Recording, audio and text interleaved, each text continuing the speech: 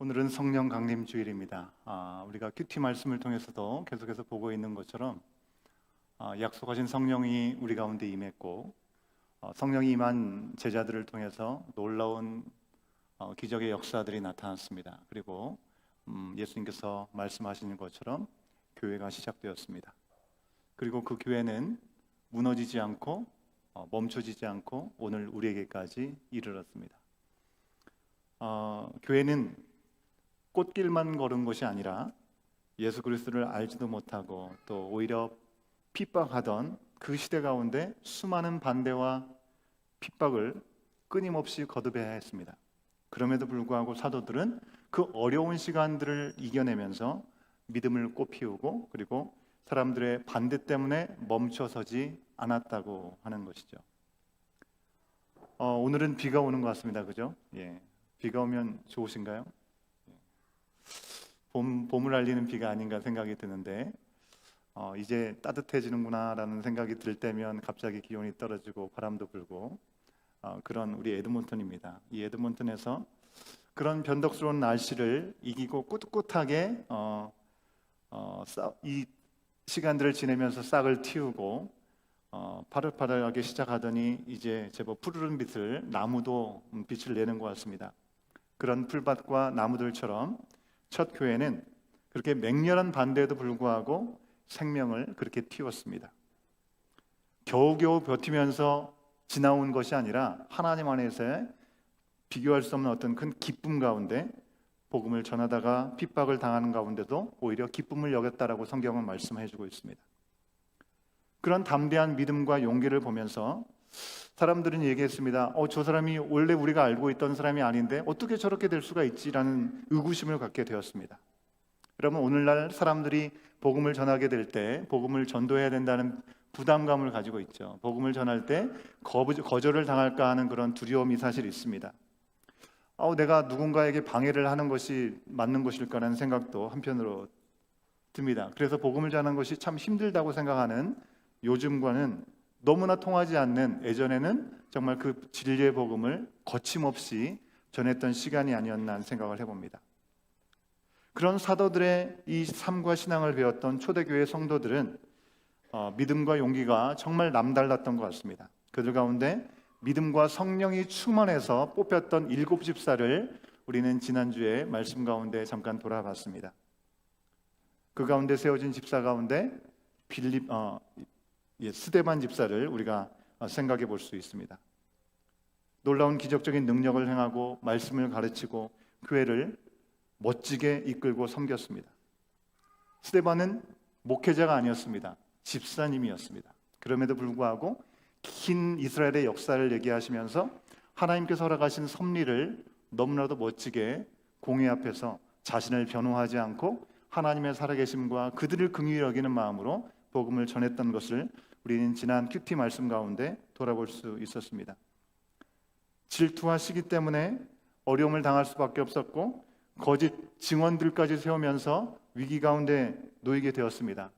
하나님께서 드라마틱하게 그를 건져주시고 살려주시면 너무나 좋을 것 같은데 그는 그 많은 사람들에게 돌을 맞아서 결국 순교하고 말았습니다. 그는 죽었지만 예수님의 제자답게 예수 그리스도의 자녀답게 죽는 순간에도 예수님께서 십자가에서 하셨던 말을 똑같이 했던 것을 우리는 기억할 수 있습니다. 뭐라고 얘기합니까? 저들이 하는 일을 알지 못합니다. 저들을 불쌍히 여겨 주시옵소서. 용서해 주시기를 죽음의 순간까지 기도했습니다. 여러분, 스데반 참 고귀하지만 이 안타까운 순교와 함께 교회는 너무나 피바람이 부는 박해 가운데 들어가게 되었습니다. 고난을 맞이하게 되었습니다. 함께 모여있던 예루살렘 교회에 있는 성도들은 뿔뿔이 흩어질 수밖에 없었습니다. 사도들 외에는 흩어졌습니다. 순환의 시간이 시작된 것입니다. 한 번의 설교로 3,000명이 하나님 앞에 돌아온 놀라운 역사가 있었고요. 모든 사람들에게 칭찬을 받을 만한, 그래서 하나님께 영광 돌리는 귀한 드라마틱한 시간들이 불과 얼마 전에 있었던 시간이었습니다. 그런 시간들은 온데간데 없이 성도들은 곳곳으로 도망치면서 흩어지게 되었다는 것입니다. 여러분, 이런 상황을 우리는 어떻게 이해하고 하나님에 대해서 어떻게 우리는 생각할 수 있을까요? 참으로 암담합니다. 왜 하나님의 뜻이 어디 있는지 우리는 물을 수밖에 없는 상황이죠.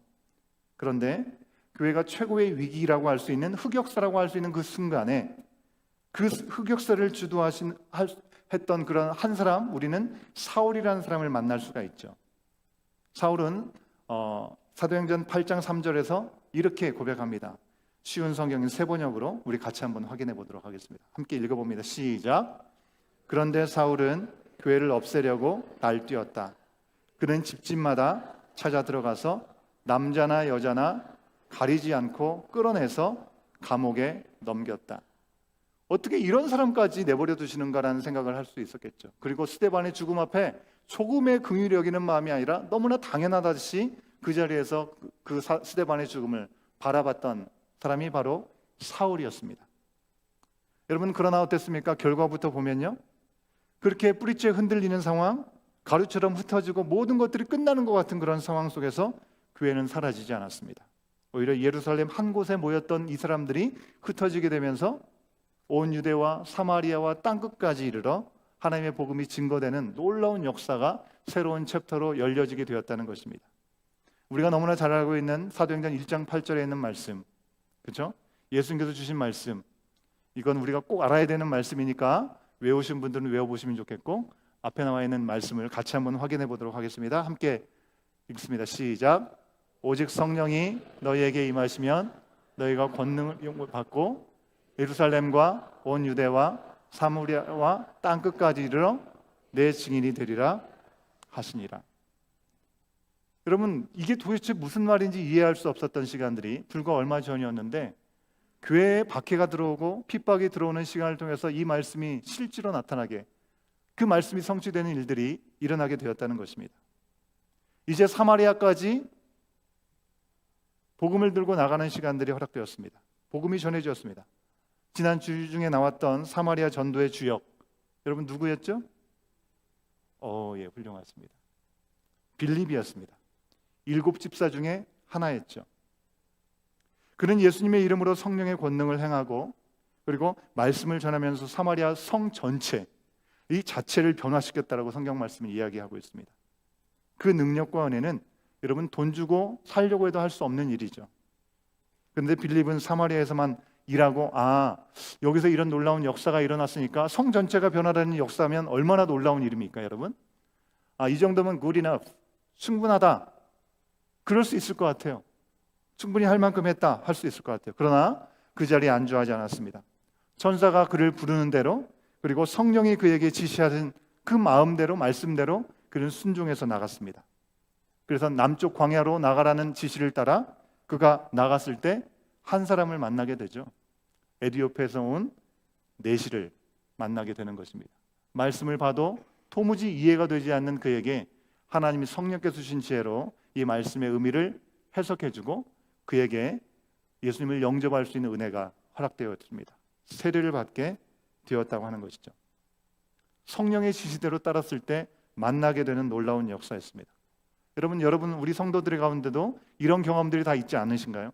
그죠? 성령께서 누군가를 나에게 보내주셔서 그를 통해서 위로받게 하시고 하늘의 지혜를 또 얻을 수 있는 그런 시간들을 주실 때가 있고, 또 성령께서 나를 누군가에게 가게 하셔서 손을 내밀게 하셔서 그에게 정말 하나님의 놀라우신 은혜, 생명의 복이 흘러갈 수 있도록 인도하신 경험들을 아마 다 가지고 계실 거라고 생각합니다.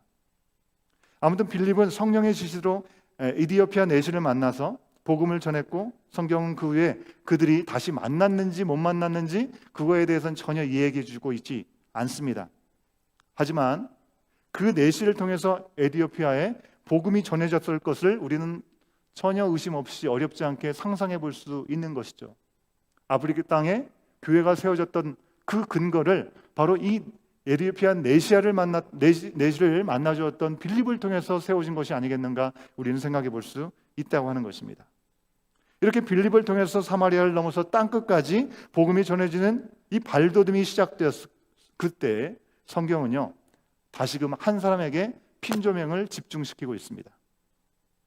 바로 앞서 언급한 교회를 없애려고 혈안이 되었던 사울입니다.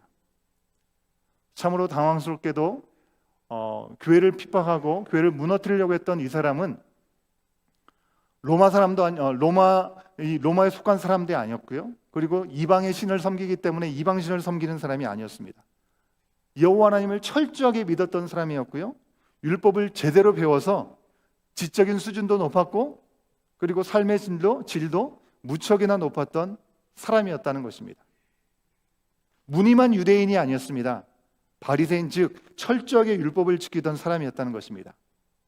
그리고 그에게 율법을 가르친 아주 유명한 율법 교사 가말리엘은 모든 사람들에게, 교회 안에서뿐만 아니라 모아는 사람들에게 존경을 받는 사람이었다고 하는 것입니다. 그런 배경을 갖고 있는 사람이 교회를 핍박했다는 것입니다. 여러분, 사도행전 5장 말씀에서 보면 가말리엘이 말한 대로 공회에서 붙잡혔던 사도들을 놓아주는 일들을 우리는 말씀 속에서 확인할 수 있었습니다. 그는 하나님으로부터 온 일이라고 한다면 우리가 어떻게 하지 않더라도 그들은 망할 것이다. 하지만 그것이 정말 하나님께로 온 일이라고 한다면 우리가 그것을 방해하는 자들이 될 수 있을 것이다.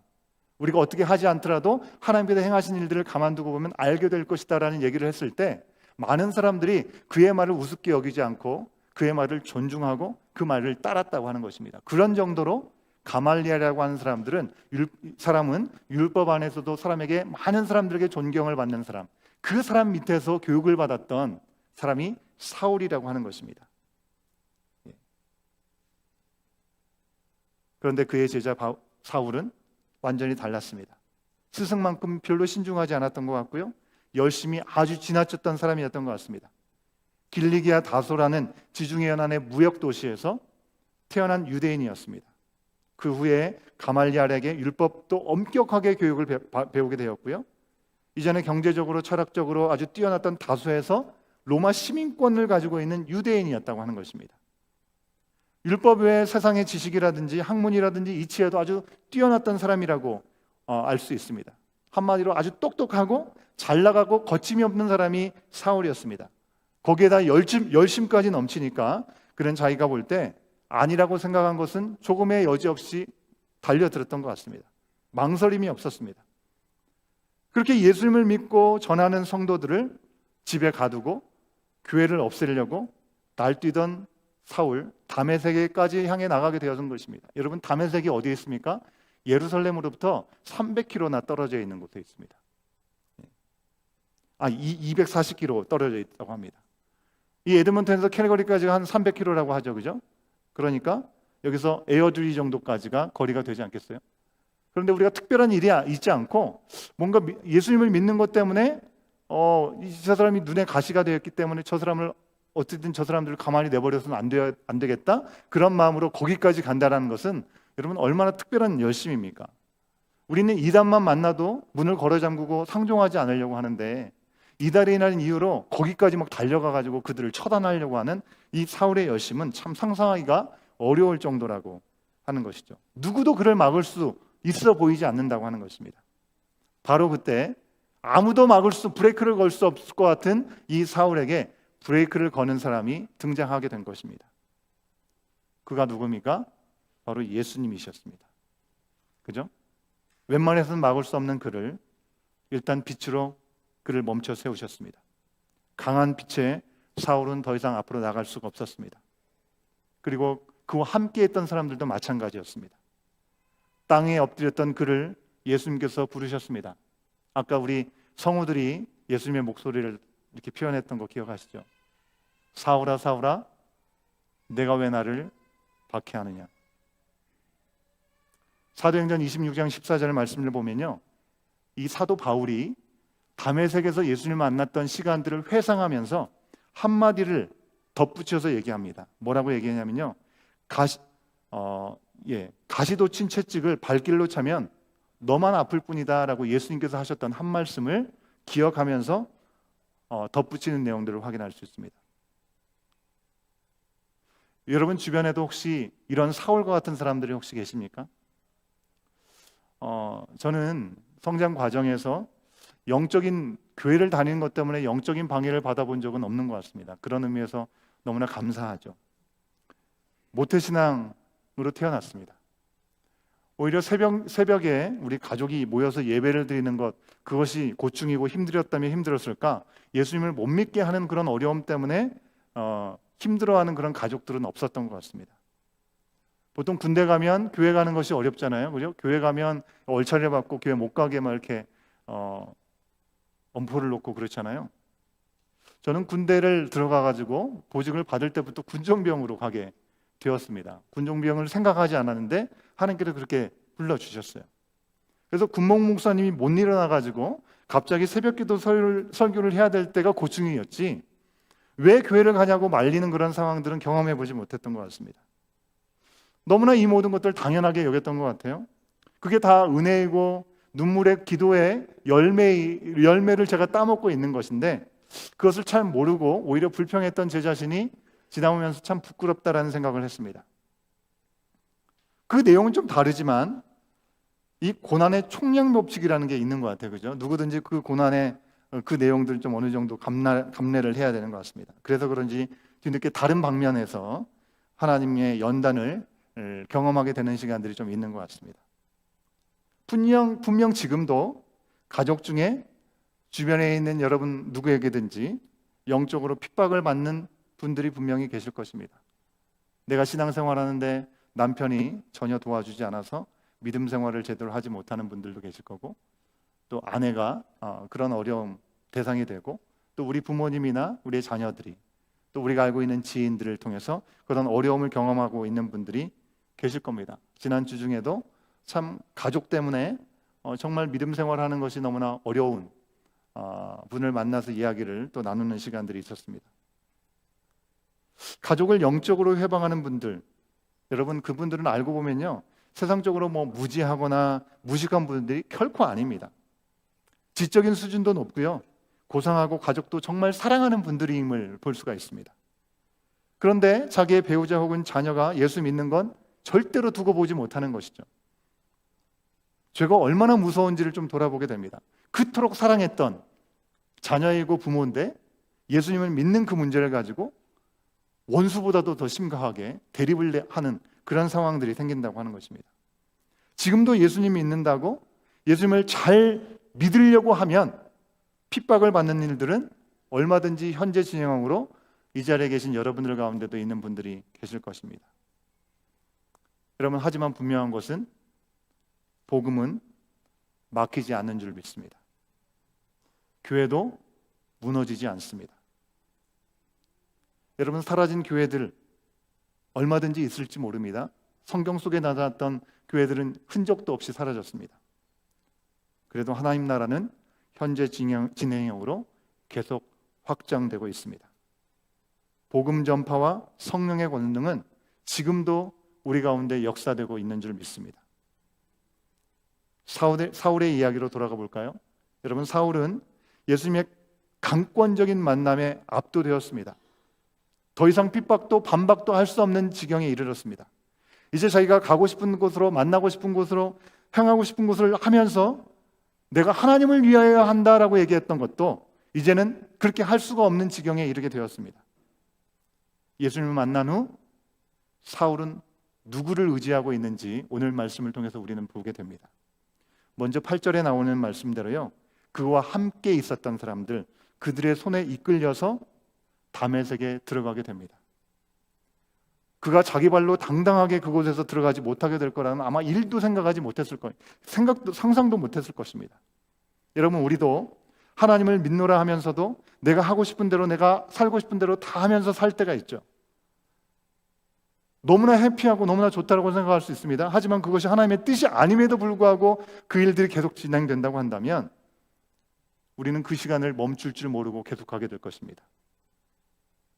그래서 하나님은 어느 순간에 브레이크를 거신 것입니다. 우리 스스로 아무것도 할 수 없는 그 순간에 이르게 하신다는 것입니다. 두 번째로 사울은요, 아나니아라는 사람을 통해서 다시 눈을 떠보게 되게 된 것입니다. 예수님께서 아나니아에게 분명하게 명령하셨습니다. 아나니아는 이 성도들과 괴롭히는 사울을 별로 돕고 싶어 하지 않았습니다. 하지만 주님께서 주신 명령이기 때문에 사울은 눈을 뜰 수 있도록 안수기도를 했을 뿐만 아니라 성령이 충만할 수 있도록 함께 기도해 주었습니다. 여러분, 이 또한 사울이 그걸 바라거나 직접 아나니아에게 구한 적이 없습니다.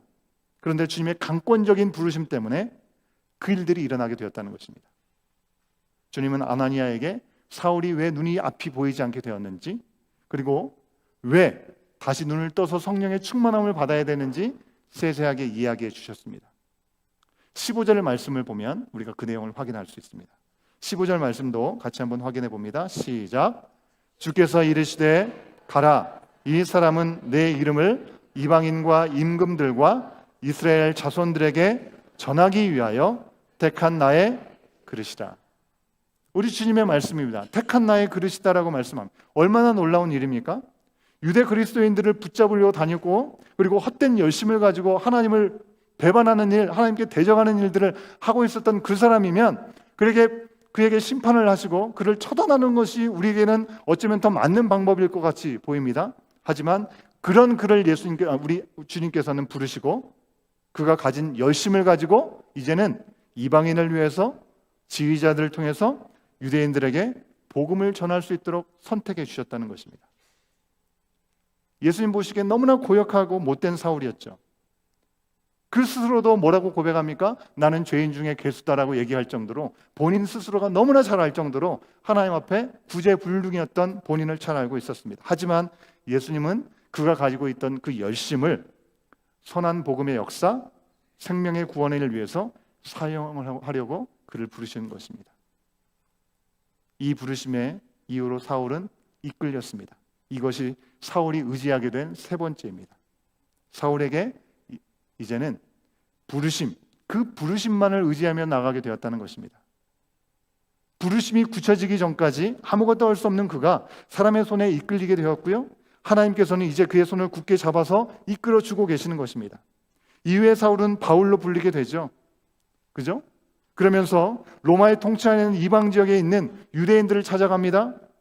이방인과 고위 관리들을 찾아가서 하나님의 복음을 전하게 됩니다. 한 번도 생각하거나 꿈꿔본 적이 없었던 그 일이 예수님을 만나는 그 순간으로부터 새로운 일들이 일어나게 된 것입니다. 그의 삶은 180도 완전히 바뀌게 되었습니다. 그는 자신을 이끄신 분이 누구인지 이렇게 고백하고 있습니다. 사도행전 20장 22절에 있는 말씀입니다. 같이 한번 고백해 봅니다. 함께 읽습니다. 시작. 보라, 이제 나는 생명에 매여 예루살렘으로 가는데 거기서 무슨 일을 당할는지 알지 못하노라. 자신의 계획과 자신의 의도와 자신의 열심과 힘과 지식대로 살았던 그였습니다. 이제 자신이 가지고 있던 모든 볼만한 배경과 지식과 그의 모든 경험들, 자신의 신분, 이것을 다 배설물로 여기면서 예수 그리스도만 붙잡고 따라가고 있다는 것입니다. 성령에 이끌려 갑니다. 이것이 바로 성령 충만한 삶이죠. 나는 이젠 더 이상 없습니다. 나는 죽고 예수 그리스도의 영이 나를 이끌어 주십시오라고 고백하면서 나가는 삶인 것입니다. 내가 보기에 이 길이 괜찮아 보여도 그리 가지 않는 것입니다. 나는 저쪽으로 가고 싶은데 주님께서 이쪽으로 가라고 하시면 거기에 토를 다지 않고 순종하고 그 길을 향해 나가는 것입니다. 사랑하는 여러분, 우리는 성령 안에서 가는 길이 바로 이와 같음을 다시 한번 기억할 수 있으면 좋겠습니다. 교회 다니고 예수 믿고 성령을 받아서 알만한 분들도요, 성령에 충만하게 인도함을 받지 못하는 경우들이 있을 수 있잖아요. 그래서 자꾸 우리는 뭘 구합니까? 우리의 삶 가운데 성령의 인도하심보다는 지금 내가 생각할 때 좀 더 확실한 거, 좀 더 안전한 거, 그리고 무엇이 괜찮은지 그 길을 우리가 찾을 때가 참 많이 있잖아요. 근데 예수님께서 가신 길, 그리고 사울이 우리 가운데 보여주는 그 길은요, 그렇지 않다라는 것입니다. 사울은 이제 유대식의 이름인 사울이라는 이름보다는 로마식의 이름인 바울이라는 이름을 가지고 활동을 합니다. 사울은 큰 자라는 이름이고 바울은 작은 자라는 이름이죠. 예수님을 부인하는 유대 땅에서 사울로서 복음을 전하기도 쉬운 일은 아니었을 것입니다. 그런데 예수님을 아예 모르고 온갖 잡신이 난무하는 그런 이방 땅에서 자기들이 잘난 척하고 잘난 줄 알고 살아가고 있는 그 이방 지역에서 복음을 전하는 일은 정말 장난이 아니었을 것 같습니다. 그러니 그가 뭐라고 얘기합니까? 매를 수도 없이 맞고 헐벗고 갇히고 죽었다가 살기를 반복했다라고 자기 자신에 대해서 자신의 약함을 자랑한다라고 얘기하면서 이야기하지 않습니까? 그럼에도 바울은 사울의 시절로 절대로 돌아가려고 하지 않았습니다. 왜요? 그를 부르시고 만나주신 예수님이 함께 계셨기 때문입니다. 예수님만큼 그만큼 안전하고 완전하신 분 없기 때문에 그렇죠. 이제 그는 그의 힘과 능으로 살지 않고 오직 주의 영에 성령에 사로잡혀 한 걸음 한 걸음 내딛게 된 것입니다.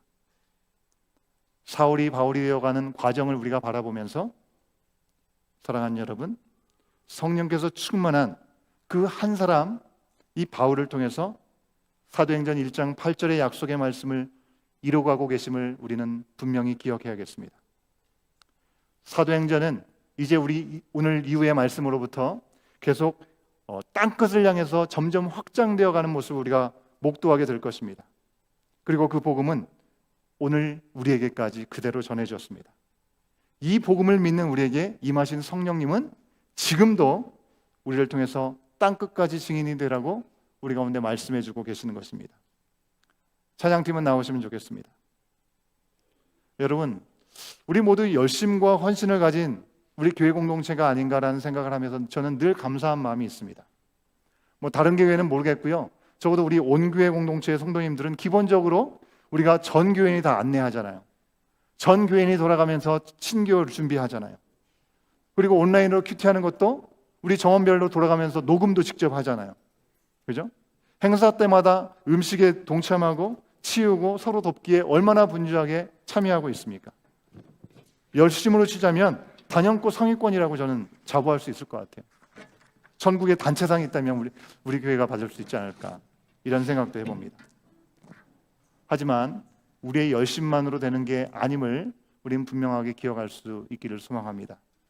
주님께서 가장 원하시고 주님께서 가장 소원하시는 것, 그 복음을 위해서 이 모든 것을 우리는 할 수도 있고 하지 않을 수도 있어야 되는 것이죠. 복음과 상관없는 것이라고 한다면 지금이라도 멈출 수 있는 용담과 결단이 우리 가운데 있기를 간절히 소원합니다. 오직 부르심에 이끌려서 하기도 하고 하지 않기도 하는, 그래서 성령 강림주의를 맞이하는 오늘 우리 가운데 임하신 성령 안에서 주님 우리 가운데 임하여 주시고 드러내 주시고, 우리도 바울처럼 오직 성령에 매여서 말씀에 순종하고 오직 하나님의 나라와 의를 보여주고 누리며 살아갈 수 있는 작은 예수로, 또 하나의 바울로, 세상을 살리는 그 한 사람으로 주님 나를 사용하시고 나를 인도하여 주시옵소서. 그런 결단의 마음으로 주님 앞에 이 시간 우리의 고백을 올려드리는 저와 여러분, 우리의 모습이 될 수 있기를 간절히 소원합니다.